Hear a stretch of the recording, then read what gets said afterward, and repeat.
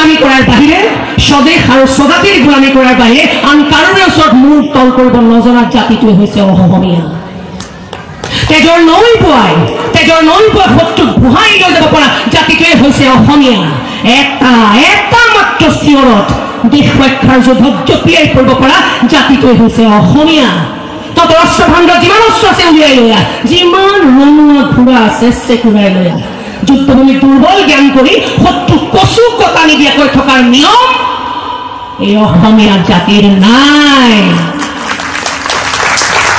এইবাৰ ৰজাঘৰীয়াৰ বিৰুদ্ধে মাত মাতিলে প্ৰস্তুতি পৰশৰ বাইদেৱে ৰজাঘৰীয়াৰ ওপৰত খং উঠিছে প্ৰস্তুতি পৰশৰ বাইদেউৰ কিয় জানিবলৈ আপোনালোকে চাব লাগিব এই ভিডিঅ'টো যথেষ্ট খং উঠিছে খঙত আপোনালোকে নিশ্চয় ভিডিঅ' ক্লিপটো শুনি অনুমান কৰিছে কিমান খং উঠিছে যে অসমীয়া জাতি কাৰো ওচৰত হাৰ নামানে অসমীয়া জাতিৰ সাহস আপোনালোকে নিশ্চয় এটা চিঞৰ মাৰিলে প্ৰতিজন অসমীয়াই জাগ্ৰত হৈ মাত মাতে জাতিৰ হৈ গতিকে প্ৰস্তুতি পৰশৰ পুনৰ গৰজি উঠিল ৰজাঘৰীয়াৰ বিৰুদ্ধে কিয় আপোনালোকে চাওক এই ভিডিঅ'টো আহক আমি ভিডিঅ'টোৰ মাজলৈ যাওঁ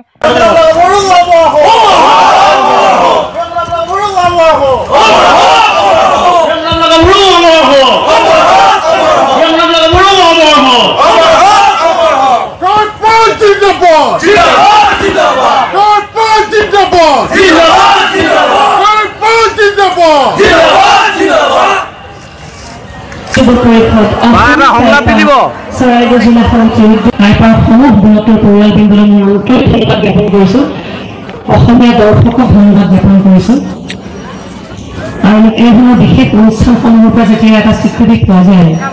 আটাইতকৈ ডাঙৰ উপায় হৈ গ'ল শক্তি হৈ ৰৈ সাহস হৈ ৰয় মূলা গাভৰু নামটোৱে বহন কৰি আহিছে স্বদেশ স্বজাতিৰ প্ৰতি প্ৰেম দেশ প্ৰেম তেওঁৰ চানেকি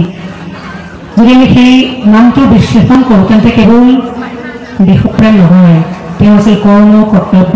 আৰু দায়িত্বৰ প্ৰতি তুষাৰ চেতনাবোধ এগৰাকী পত্নী হিচাপে নিজৰ স্বামীক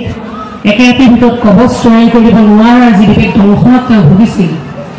আৰু পৰৱৰ্তী সময়ত তুৰ্বক খানৰ বিৰুদ্ধে এখন জেহাদ ঘোষণা কৰি নাৰী শক্তিৰ প্ৰথমটো নিদৰ্শন দেখুৱাইছিল আহোম সাম্ৰাজ্যত বীৰাংগনা মূলা গাভৰুৱে আৰু সেই তাৰেই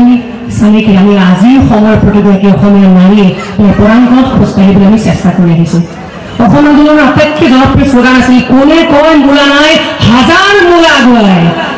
আৰু সঁচা অৰ্থত অসমখনত বিভিন্ন সময়ত হাজাৰগৰাকী মূলা গাভৰুকে আগবাঢ়ি আহিছে আমাক পথ দেখুৱাবলৈ সমাজখনক সংস্কাৰ কৰিবলৈ তেনেধৰণৰ এগৰাকী নাম ল'ব লাগিব চন্দ্ৰপ্ৰভা শইকীয়া বাইদেউ শিক্ষাৰ ক্ষেত্ৰত নাৰীৰ শিক্ষাৰ ক্ষেত্ৰত তেওঁ যি পদক্ষেপ লৈছে সৌখিনিয়াই সমাজৰ কুসংস্কাৰ ৰক্ষণশীল সমাজখনৰ বিৰুদ্ধে আমি সদায় স্মৰণ কৰি থাকিম আমাৰ দৰে হাজাৰগৰাকী অভিনেত্ৰীৰ কাৰণে এটা পথ প্ৰশস্ত কৰিছিলে আইদেউ সন্দিগৈয়ে তেখেতে সমাজৰ বিভিন্ন বাধা নেওচি প্ৰথম অসমীয়া বোলছবিত অভিনয় কৰিছিলে সেয়া লাগিলে ধীৰা চলিহা বাইদেউ হওক হাজৰিকা বাইদেউ হওক যিগৰাকী প্ৰথম অসমীয়া পাইলট আছিলে অসমৰ পৰা যোৱা হাড়গিলা সংৰক্ষণৰ কাৰণে হওক টাইমছ মেগাজিনে শ্ৰেষ্ঠ নাৰীৰ সন্মান দিছে পূৰ্ণিমা দেৱী বৰ্মন বাইদেউক প্ৰথম অসমীয়া IAS আছিলে পাৰুল দেৱী দাস বাইদেউ হিমা দাসৰ কথা আমি ক'বই লাগিব লাভলীনাৰ কথা ক'বই লাগিব লম্বত নয়নমণিৰ কথা ক'বই লাগিব এই সকলোজনে প্ৰমাণ কৰা নাই যে এটা জীৱন্ত উদাহৰণ যে হাজাৰগৰাকী মূলা সঁচা অৰ্থত অসমত আগুৱাই আগুৱাই আহি আছে কিন্তু মূলা গাভৰুৱে যেহেতু সেই কবচ সি দিব নোৱাৰাৰ এটা যুগৰ আৰম্ভণি হৈছিলে নহয় এটা বহাগ সমাগত বহাগৰ সময়ত যেতিয়া শিপিনীয়ে প্ৰতিগৰাকী শিপিনীয়ে বহাগত তাঁতৰ পাতত সপোন আছে ভুল পেপা গগনাৰী শব্দৰ লগত যেতিয়া তাঁতৰ খিটিক খিটিক শব্দ হয় তেতিয়া আমাৰ অনুময় হয় যে বহাগ সমাগত আৰু এই বহাগ সমাগত যিহেতু অনাগত ৰঙালী বিহুৰ মই আন্তৰিক সেৱা জনাইছোঁ আন্তৰিক ওলগ জনাইছোঁ প্ৰতিগৰাকী উপস্থিত সুধীবৃন্দ ইয়াত উপস্থিত মঞ্চৰ উপবিষ্ট প্ৰতিগৰাকী বিশিষ্ট অতিথিক তাৰপৰা সমূহ পৰিয়ালবৃন্দ সংলাপ নিশ্চয় কম কাৰণ মূলা গাভৰু নাটকখন যেতিয়া 2019-20 বৰ্ষত প্ৰথম আবাহনৰ যেতিয়া দায়িত্বভাৰ কান্ধত লৈছিলোঁ, এটা বিশাল দায়িত্বভাৰ। এগৰাকী অভিনেত্ৰী হিচাপে ভ্ৰাম্যমানৰ মঞ্চত অভিনয় কৰি থকাটো বৰ সহজ, কিন্তু এগৰাকী প্ৰযোজিকা আৰু অভিনেত্ৰী দ্বৈত চৰিত্ৰত অভিনয় কৰাটো মঞ্চত সহজ, স্বাভাৱিক লাইফত কিন্তু স্বাভাৱিক জীৱনত কিন্তু বৰ কঠিন। কিন্তু সেই কঠিন যাত্ৰা আচলতে সফল হৈছে বা যিমানখিনিকে সফল হৈছে বুলি অনুমেয় হয়, আৰু সফল হৈছে বুলি অনুমেয় তেতিয়া হয় যেতিয়া আপোনালোকৰ নিচিনা অনুষ্ঠানবোৰ আমাক এনেকৈ মাতি আনি এই সন্মানখিনি দিবলৈ চেষ্টা কৰে। য'তকৈ দিছে যিখিনি কৰিছোঁ সেয়া বহুতে কয় যে আমাৰ কষ্টৰ কাৰণে হৈছে, আমাৰ একাগ্ৰতাৰ কাৰণে হৈছে, বা বহুতে কয় আমাৰ পৰিয়ালৰ অনুপ্ৰেৰণাৰ কাৰণে হৈছে। কিন্তু আমি একেমুখে স্বীকাৰ কৰিব লাগিব এইখিনি সম্ভৱ যে কেৱল অসমীয়া দৰ্শকৰ আৱেগৰ কাৰণে, কেৱল অসমীয়া দৰ্শকৰ মৰম চেনেহৰ কাৰণে, কেৱল অসমীয়া দৰ্শকৰ আশীৰ্বাদৰ কাৰণে। আৰু এগৰাকী সৃষ্টিশীল কৰ্মত জড়িত থকা ব্যক্তি হিচাপে প্ৰতিনিয়ত প্ৰতি মুহূৰ্তত এটাই ঈশ্বৰৰ ওচৰত প্ৰাৰ্থনা জনাওঁ যে মৰম যেন সদায় অটুট থাকে, আশীৰ্বাদ যেন সদায় অটুট থাকে, অনুপ্ৰেৰণা যেন সদায় অটুট থাকে। কাৰণ এই অনুপ্ৰেৰণাৰ উদ্ধত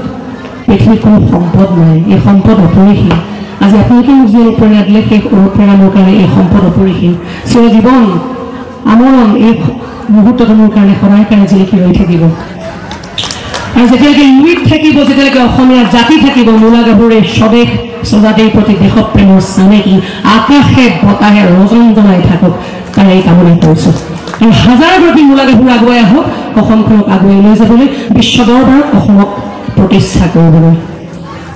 সংজ্ঞাত এটা কওঁ নহয়, এতিয়া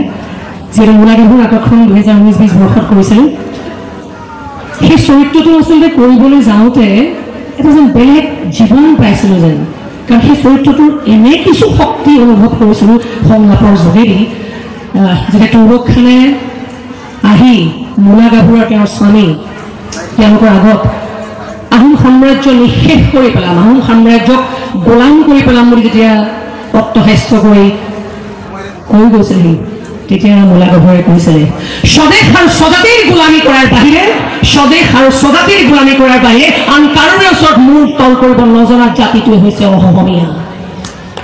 তেজৰ নৈ পোৱাই শত্ৰুক বুহাই লৈ যাব পৰা জাতিটোৱে হৈছে অসমীয়া। এটা মাত্ৰ চিঞৰত দেশ ৰক্ষাৰ যুদ্ধত জঁপিয়াই পৰিব পৰা জাতিটোৱে হৈছে অসমীয়া। তত অস্ত্ৰ ভাণ্ডাৰত যিমান অস্ত্ৰ আছে উলিয়াই লৈ আহ, যিমান ৰঙা ঘোঁৰা আছে চেকুৰাই লৈ আহ। যুদ্ধভূমি দুৰ্বল জ্ঞান কৰি শত্ৰু কচু কটা নিদিয়াকৈ থকাৰ নিয়ম এই অসমীয়া জাতিৰ নাই। এই সজুৰ যি অসমীয়া জাতিৰ প্ৰতি মৰম চেনেহ, বৃহত্তৰ অসমীয়া জাতিৰ প্ৰতি যি মৰম চেনেহ সদায় আমাৰ মাজত অটুট থাকক। মই পুনৰবাৰ ইয়াত উপস্থিত আটাইটোলৈকে মোৰ আন্তৰিক সেৱা জ্ঞাপন কৰিছোঁ। মোৰ পৰিয়ালৰ আটাইখিনি বহি আছে, আজি এটা মধুৰ সময় আছিলে আমাৰ কাৰণে। আটাইখিনিকে মই ধন্যবাদ জ্ঞাপন কৰিছোঁ, আৰু তাইলৈ বিশেষকৈ পুনৰবাৰ মই সশ্ৰদ্ধ প্ৰণিপাত জ্ঞাপন কৰিছোঁ যে আপোনালোকে বিভিন্ন ক্ষেত্ৰৰ সেই মহিয়সী কেইগৰাকীৰ মাজতো যে আমাৰ দৰে নগণ্যগৰাকী শিল্পীক নিৰ্বাচন কৰিলে, তাৰ কাৰণে চিৰজীৱন আমি আপোনালোকৰ ওচৰত কৃতজ্ঞ হৈ ৰ'ম। ধন্যবাদ।